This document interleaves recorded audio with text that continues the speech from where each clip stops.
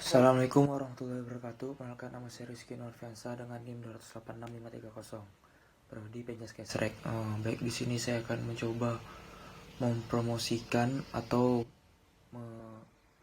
mencontohkan bisnis kanvas yang ingin saya kembangkan atau saya buat. Bisnis kanvas ini berjudul Warung Kopi Anak Muda. Yang pertama itu pemilihan segmen konsumen atau customer segment. Untuk menjual suatu bisnis, yang terpenting adalah mendapatkan konsumen atau pelanggan. Tanpa pelanggan pasti suatu bisnis tidak ada. Banyak pebisnis melakukan kesalahan ini.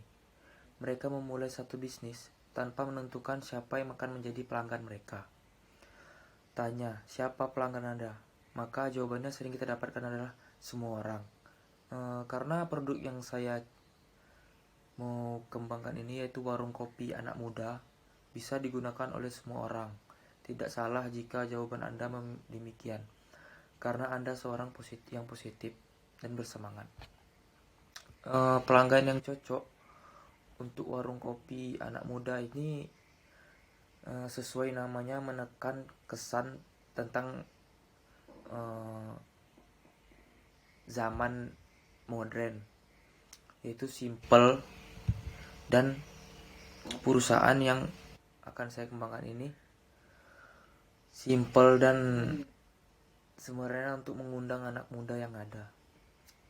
Tipe-tipe pelanggan itu ada pelanggan retail, pria dan wanita dengan umur 30-50 tahun, kalangan menengah dan penggemar kopi, dan makanan tradisional memiliki penghasilan 5-15 juta per bulan. Penggemar perusahaan kecil atau menengah untuk menyediakan acara-acara kantor. 2. Kelebihan yang dimiliki atau value proposition.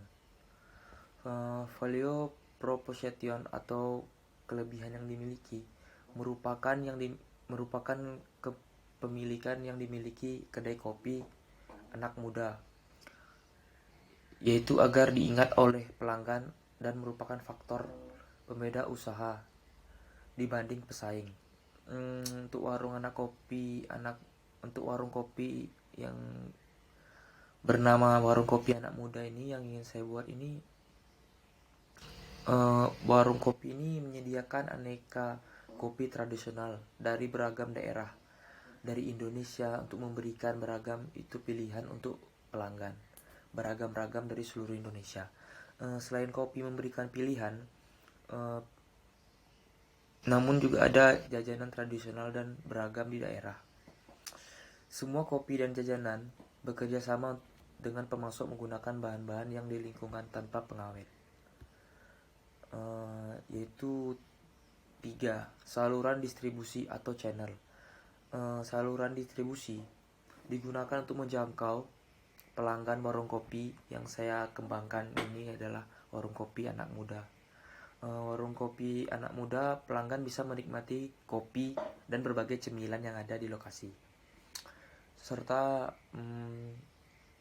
pelanggan perusahaan dengan order khusus acara perkantoran.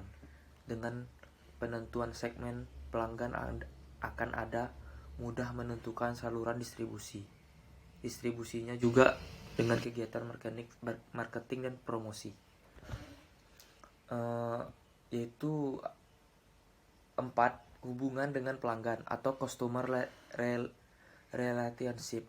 Kedai kopi yang ingin membuat pelanggan menjadi pelanggan setia dan menargetkan untuk melakukan pembelian atau repeat. Anda ingin membuat pelanggan datang 2-4 kali setiap bulannya. Untuk itu kita memberikan rewind membership, sehingga setiap pembelian 5 cangkir kopi mendapatkan bonus, yaitu free 1 cangkir kopi.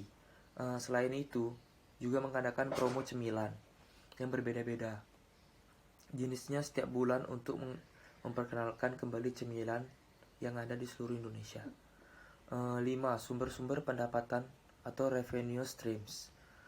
Yang pertama itu pendapatan utama warung kopi anak muda adalah penjualan minuman kopi tradisional yang beragam yang merupakan kekuatan utama. Pendapatan tambahan dari penjualan cemilan atau pendapatan lainnya dari penjualan bubuk kopi. Pembangunan usaha ke depannya dengan cara waralba atau franchise. Yang keenam itu ada sumber daya utama atau key resources. Dalam menjalankan usaha, sumber daya yang terpenting adalah warung kopi anak muda, tempat usahanya dan lokasi untuk anak muda nongkrong, dan menyiapkan berbagai menu yang ingin disiapkan. Itu ada menu spesial, menu super spesial, dan sumber daya manusia terampil khusus atau tim pelayan di toko yang langsung melayani pelanggan. 7. Ada kegiatan utama atau key activities. Memberikan minuman kopi dan cemilan enak dan berkualitas. Pentingnya memperhatikan kualitas produk, khususnya cemilan yang tidak laku maupun sudah laku. Segera disingkirkan.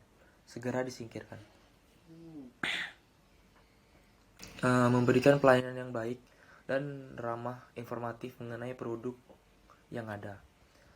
Untuk 8 itu partner usaha utama, key partners. Supplier kopi dan dari beragam daerah yang adalah petani kopi. Karena itu perlu membimbing hubungan dengan petani agar memahami kondisi mereka dan keberlangsungan supplier cemilan makanan ringan. 9. Yaitu ada struktur bimbingan pembiayaan usaha atau cost struktur. Banyak pengusaha pemula tidak menghitung dengan hati-hati biaya yang timbul dari usaha.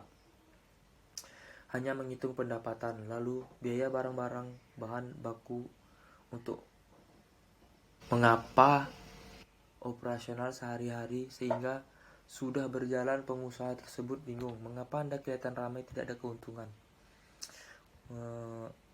Berikut adalah biaya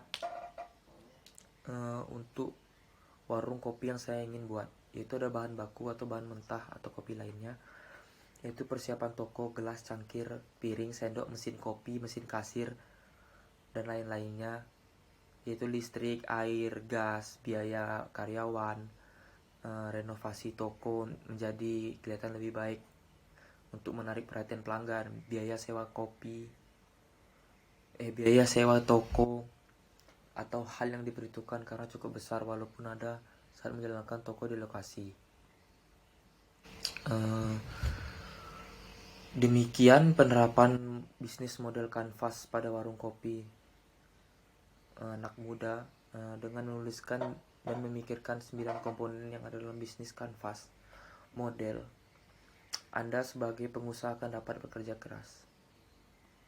Sebelum satu bisnis beroperasi, pada saat beroperasi, guna mengembangkan dan memperluas wawasan yang saya miliki. Jadi untuk bisnis kopi yang saya buat ini, untuk key partnernya ada supplier kopi yang kopi tradisional atau tidak tradisional untuk menaruh rasa kopi tersebut bagus tidaknya dari biji kopi yang kita peroleh. Baik, itu saja modal bisnis kanvas yang telah saya jelaskan. Mohon maaf bila ada kata-kata yang salah. Saya akhiri. Assalamualaikum warahmatullahi wabarakatuh.